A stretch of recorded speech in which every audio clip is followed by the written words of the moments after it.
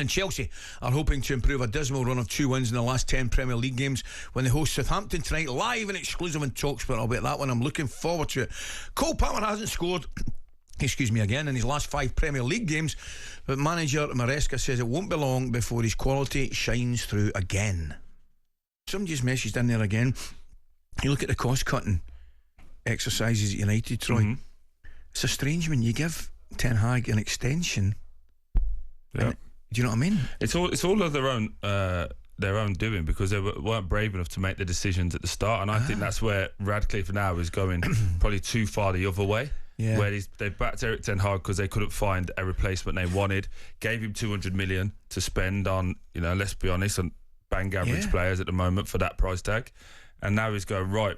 Never again, and start chopping. It's like when the owners, especially directors of football, make a mistake, they go the complete opposite way, don't they? It's an emotional sport. So I'll make it right. And although Alex Crook came on talking nonsense as always, he's quite clued up. He actually sounded as if he knew what he's talking about there, which is remarkable in itself. Now, for more on all the day's biggest stories, head over to talksport.com. It's now time for this, and what a song this is.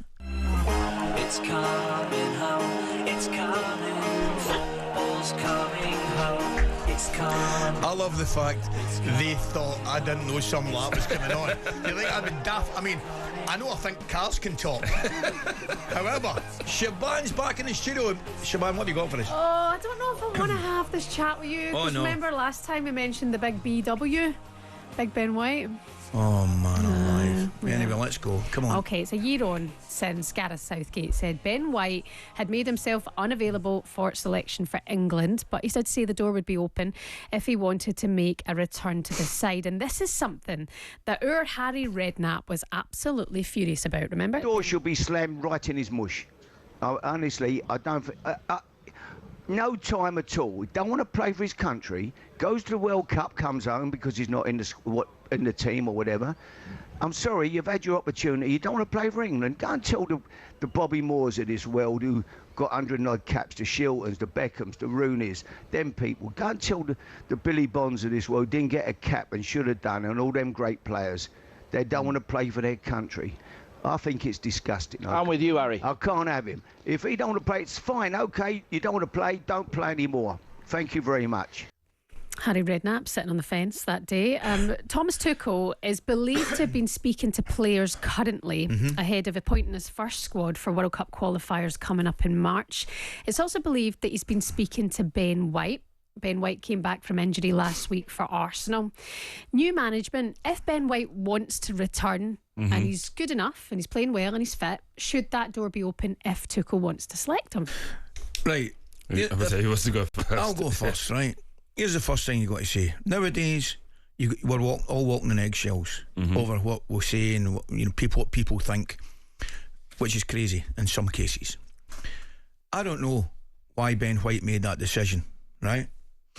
If he made the decision because he didn't fancy it, then Harry Redknapp's right. I think it's to be slammed right in his mush, as Harry put it. If he made it because he was unwell, that's a completely different issue. You mean from a mental standpoint? Yes, absolutely. Well, then, that's a completely different issue, I think. And then I think just to double up on that, if it is because he mentally was struggling with being away or whatever it was, why go back to it? Yeah. Do you get what I mean? Like you can't. But for me personally, when you say you don't want to, he could have easily had a private chat with Gareth at the time and said, "Look, whatever's going on, this is what's happening. Just don't pick me moving forward. I'm going to deal with this." I'm with you, mate. The one thing, a lot of people, I would suggest the vast majority of people can't accept is anybody in any walk of life turning your back on your country. That's where I am on it, in any way, shape or form. And also, where are we looking to play him? Right back? Is he the top 2, 3 right backs that we've got available at the moment? If I was Kieran Trippier and I was getting dropped, I know he's of an age, I'd be saying, hold on a second, what's going on? Is he going to go to centre half? I wouldn't say he's a top 3, 4 best that we've got available. A conversation that's maybe not even merited currently? I think the conversation is more that he's having a conversation. Where are you at? what's if I was to pick you, are you available? But I just think when it's all said and done, like the England team without Ben White was very successful. Yeah, I've got to say, from Thomas Tuchel's point of view, he doesn't want to. He's new into the job. He does not want to close the door on anyone. He wants an entire picture in front of him when he pick anybody he wants. Yeah. But we're talking about the issue as football fans and as people. Should he be given the opportunity to come back into a place where, if and when it suits him, for example? That's effectively what we're talking about here. My answer is no, it shouldn't. But I don't know the full ins and outs of why he did it in the first place. Fair enough. He's only made 4 appearances for England. That's between June 2021 and then March 2022. In those 4 appearances, he was subbed off once and subbed on once. All 4 were friendlies, and all 4 were England victories. But the fact that they are friendlies shows that maybe it's just a conversation they don't have to have if it keeps fans happy, and maybe it will keep Ben White happy because maybe it's something he doesn't want. No, I agree with Ali. I think as a manager, you have to look at everything and wants to know who, what, where, and why. I just think, you know what happens from a fan point of view as well for Ben White, which is really difficult. When he said that he doesn't watch football and he's not really interested in football, and now you take this situation, I think we're in a real situation where people go, that don't sit right. Because the rest of us sit, me and this man to my left here, we do games all the time. We watch hundreds of games this season. And when you hear somebody say they don't watch football because they don't really like it, it's not their passion, and then you're turning down the chance that all of us would love to have, it just hits people a bit differently. It hits people the wrong way, Shebahn, Troy, because a lot of people are concerned at the fact they think, and maybe myself to a certain degree, he's been a little bit disrespectful to the sport that's been so good to him. Absolutely. Do you know what I mean? I'm not saying everybody should go and watch every game on the planet. Of course you shouldn't.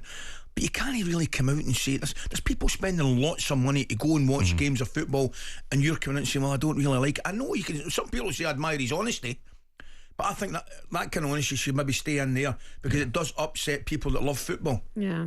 What about if there was something, the reported story is that he clashed with Steve Holland. What if there was something there and that was having an effect on his psyche or his well-being in camp? Welcome to the world of being in a place where you don't like everyone you work with. You got to be tough. Deal with it. The assistant is the assistant manager. He's not the main manager. He's the assistant. So you could just say, "Don't ever speak to me again." No problem. But in this building, in this floor, there's probably 5-6 people that don't like me. Probably 10. Doesn't matter. It's actually a lot higher. I hope it is. We'll get the numbers too. But the studio, no, man. But do you know the point what I'm saying? Don't you? You don't get on with everyone. Of course you don't. Deal with it. Be a boring world if we did. talkSPORT Breakfast, waking you up Monday to Friday morning from 6 a.m. on AM, on DAB, via the talkSPORT app and on your smart speaker. talkSPORT.